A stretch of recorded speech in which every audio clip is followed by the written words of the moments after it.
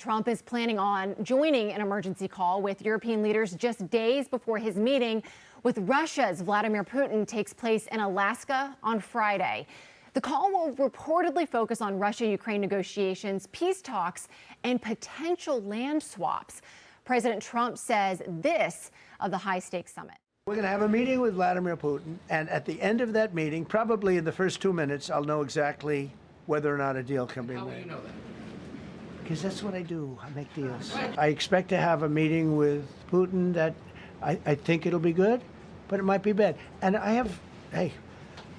I'm here for one reason. You know, I think he's saying he's here for one reason, and that is to see whether or not, if there's a peace deal to be had, he's going to try to make it happen, Brian. But, you know, before they get to the talks with Putin in Alaska on Friday, we just mentioned that a call with European leaders and Zelensky comes first.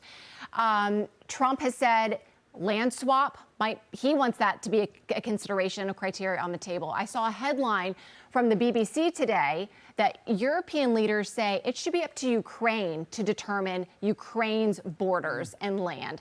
So it kind of seems like there's some air and some distance between Trump and Europe, it seems, but, you know, it's hard to say for sure. But how do you kind of assess where we are in talks and what you think some issues will be? I think it's kind of funny that the Europeans want to do like 4 hours of phone calls this week before this meeting that Trump has, because Trump said, in 2 minutes, I'll know whether anything's possible. So they're going to spend 4 hours on the phone. What about this? What about that? He's like, guys, in 2 minutes, I'm going to find out if the guy wants to deal or not.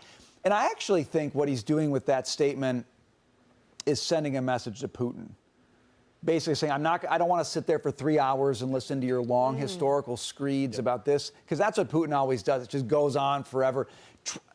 President Trump's actually a good listener with Vladimir Putin. That's what all the reporting on this suggests. But I think what he's saying is show up and either tell me you're ready to deal or we're just going to be done with it. And I think he's humoring the Europeans sitting down and having these conversations. But at the end of the day, it's going to be Putin and Trump, and one of them is going to realize who's got the upper hand on the other one, and that's going to dictate what happens here. I think Trump comes in with a strong hand, but you know, Putin is pretty unpredictable. So that's why the 2 minutes matters. Yeah, you know, Jackie, it's a really good point about this really is about Trump and Putin. And lately, Trump has been dropping the hammer on Putin. We're talking about sanctions, not just on Russia, but on India, who has been buying Russian oil. So it seems like there's a lot of pressure and a lot of reason for Putin to talk with He's definitely been putting the screws to Putin before this meeting. And to your point, Brian, Trump is a realist. So he's not going to waste his time sitting there and having theoretical conversations. He wants to see if Putin is ready to get down to business and end this. Now, Putin may not be motivated to do that for a couple of reasons. When this war started, if you recall, the reason that we armed Ukraine was because the administration at that time and the military experts told us that Ukraine had the potential and capacity to beat Russia. They have not.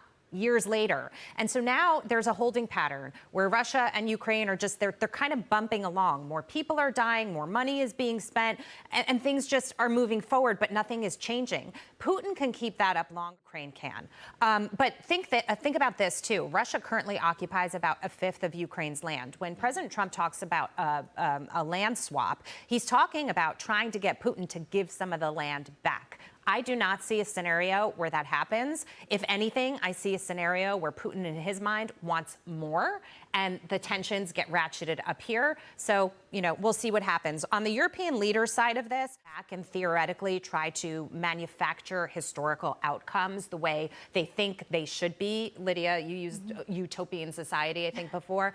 In the way it would work in utopia, but that is not the way the real world works. Ukraine did have an opportunity, financial backing from the United States to, you know, make a move and end this themselves. They were not able to do it. Sometimes history plays out in a way that you don't want to see it happen, but that's the reality. It is the reality, and there's a lot riding on the line. And I want to circle back, Luke, to this conversation about land and territory that Jackie just mentioned.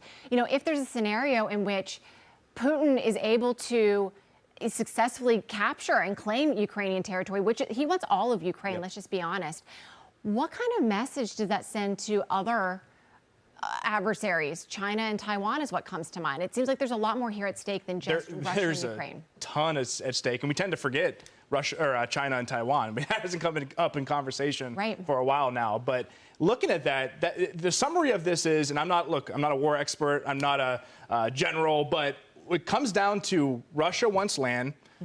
Ukraine doesn't want to give up land. I think this is going to be prolonged. This is not going to end very quickly. Sanctions are probably going to increase from the U.S. and the EU even put sanctions on a few weeks ago, if you look at that. I think the pathway for commodity prices is higher because of those sanctions and AI implementation, which uses a ton of energy, uses a ton of commodities, which is why I'm pretty overweight in energy right now, whether it's Cheniere, XEL Energy, or some stocks that we own there. But on top of that, with all these negotiations happening, you know, Trump's been out there way more than the past administration was from a trade talk and negotiation, tariff conversations. All of these negotiations actually help these international countries. So I'm actually overweight international stocks as well. India, Mexico, South Africa, South Korea, as they unplug out of China from a technology standpoint. These are all themes you want to play with these trade talks and, you know, wars going on, frankly. Can I just make one distinction in the China-Taiwan situation, which Sure. is that China would just want to grab Taiwan because it's beneficial to them, and there's a lot of value there if they do. It's to me, it's much more of a conquer situation,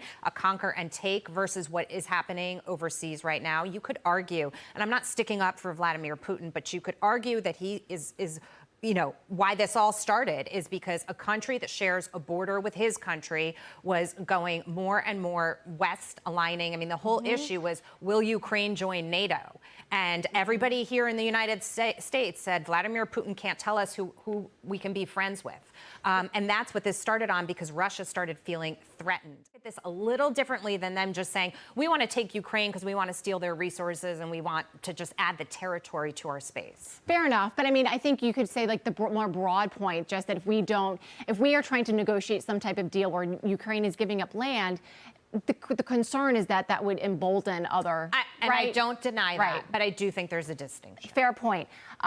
One other distinction, talking about President Trump and how he is kind of navigating all of this in such a sophisticated manner, is the minerals deal. You know, Ukraine has wanted security guarantees all along. That's part of what the Oval Office dust-up was all about, because Trump was like, listen, we're not here to talk about security deals in this moment, but we will invest in your rare earth minerals, Ukraine. Yeah. And that is kind of a de facto security guarantee. Do you think Ukraine will accept that? I think it's ironic. I like to simplify things. This all comes down to commodities, right? For the U.S., it's rare earth minerals. For Russia, it's oil. And here's where the fly in the ointment right now is oil prices are down about 10% since the end of July.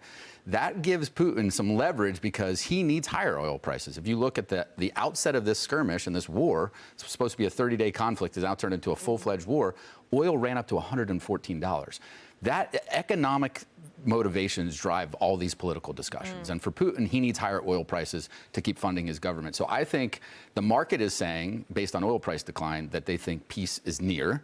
I would argue that the lower oil prices go, the more stubborn that Putin gets. So I think you've got two unpredictable leaders here that aren't afraid to match each other with brazen calls. So we'll see. Within 2 minutes, if they don't have a deal, I think you'll see you know, some more threats. We talked longer than it's going to take President Trump to figure out whether something's going to happen here. Well said.